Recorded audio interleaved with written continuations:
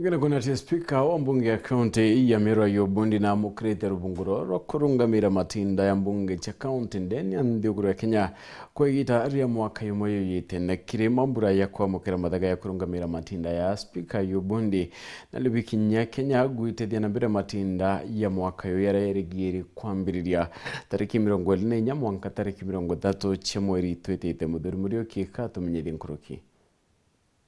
Muthenya narua speaker wa county ya Bungoma na kinyite county ya Meru bena tongire bangi ba county assembly mwanya ndene Kenya nikenda kunengera speaker wa Meru Ayub Bundi mukathi twa michetho CASA ira kethwa rungamirite kwa mwaka jumatitite.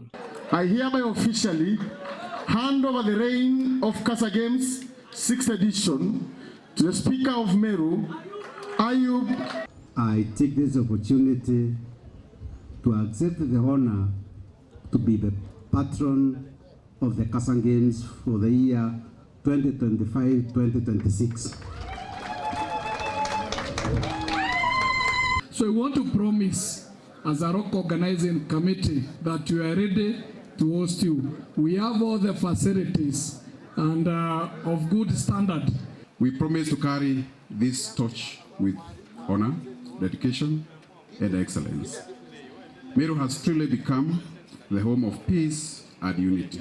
Misetho dirigiri kutetha muri twetite na ndene county Meru kumentariki 24 indi atongire ba misetho ji bagwite batetekeria antu bara batiandiki ni county assembly kana MCA bachetha. So that's why we are agreeing and we are saying kama Meru they are the host na watatuletea mamluki, speaker will ban the whole of Meru team.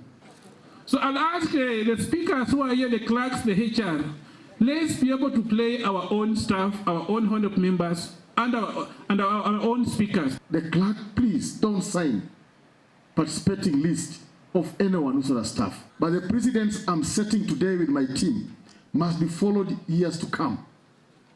After today, Meru will be hosting these games 46 years again.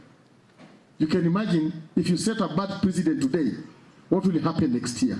Na babata betha bakirotera mandu jotongeria bogono magatirikanisha county ikarende na county assembly nikenda bomba kurikania urathirikari ji iketho igitangugi kutina kwagagua Government executive side na tuna county government assembly side. Ma assembly sikifinywa na executive isiongee utakuwa kama yule kuku. Na itoke hapa iende national government ifinyiliwe senate nayo wanagonga MCA utakuwa kama yule ng'ombe siku moja utachinja. We need to have our autonomy. We need our governors to be governors. If you go to Slovakia, a governor acts like a president. But here, a governor acts like a watchman in Kenya. He has no autonomy to run what a government is. Honestly. We need to have a conversation between speakers, clerks, and also governors themselves. Hii mambo ya kutaka kupelekwa kutoka juu hapo, hii mambo ya procurement inaleta shida. Kwanza kwa saa hii, I don't think whether there is any assembly pahali kuna hata procurement yani.